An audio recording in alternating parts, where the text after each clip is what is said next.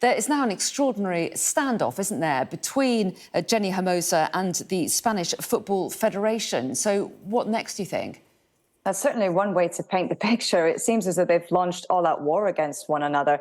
The Federation has released quite an extraordinary statement. It's rather bizarre. It's rather surreal, I have to say, in the last few hours, in which they are also doubling down on protecting the president, Luis Rubiales.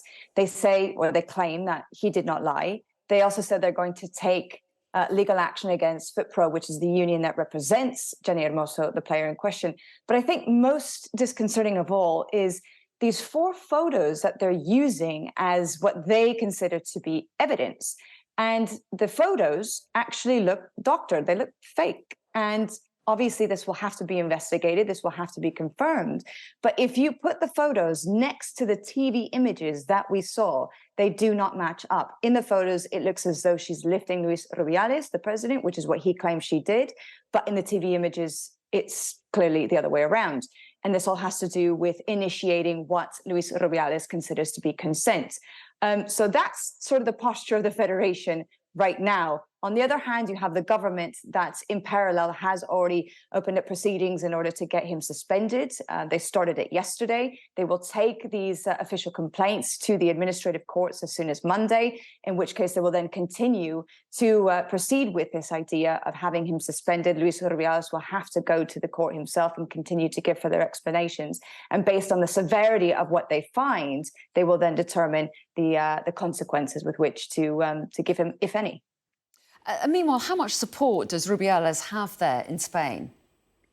Within Spain, it's hard to judge. I would say not much, to be honest with you, because the mass amount of reaction have largely been in support of Jenni Hermoso and of the women.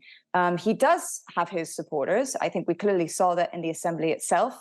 There were lots of people in there who were quite happy to applaud him along, to give him a standing ovation. And now here, people are saying, well, you know what? Rubiales can't be the only one that has to go. They all have to go, because this is very clearly a systemic issue. The whole federation needs to be completely razed to the ground and started over with new, fresh people who are going to bring innovative ideas, who are going to absolutely respect equality and give women the value and the dignity that they deserve in terms of being properly represented by the federation. So, yes, of course, he does have his supporters. And people are saying that they're very much complicit in what it is that he is saying and that he is doing. And so, therefore, they feel as though they're just as bad as he is. But I would say, by and large, the mass amounts of support have been in favour of Jenni Hermoso instead. And in the meantime, the players themselves, the Spanish players, the team that won the World Cup, of course, plus others, have said that they won't play any matches until the Football Federation resigns. The Lionesses, the England team, have lent their support in a strong statement as well. How will that be received, do you think, by the Spanish players? The statement by the Lionesses? Yeah. I imagine that they will be very happy to have so much support, especially external support from abroad. So we also see players in the US that are wearing wristbands that say "Contigo, Jenni," which means "with you, Jenni." So it really has spilled over to various aspects of football all across the globe. So I imagine they'll welcome it with open arms, because they need to get as much help as they possibly can. And I think the pressure that they can get externally from those beyond just the realms of Spain will ultimately help them in their goal of achieving what they are after, which is effectively to have a change in leadership so that they can be treated the way that they deserve to be treated. So I imagine that is very much seen as a positive, and they will take any kind of support that they possibly can, wherever it may come from.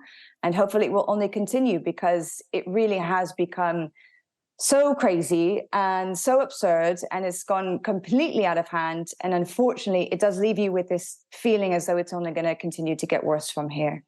And briefly, do you think it's taken some of the shine off that extraordinary victory by the Spanish team in the World Cup? Sadly, yes. Yes, I do think so, because a week on, we're still talking about a horrendous scandal that never should have happened to begin with. And we should really be applauding the incredible achievements of these women, especially in the face of adversity and in the face of everything that they've had to battle against, specifically as it relates to the Federation over the last few years. But here we are talking about something else. So hopefully they will get justice in the end and they can regain a little bit of that shine.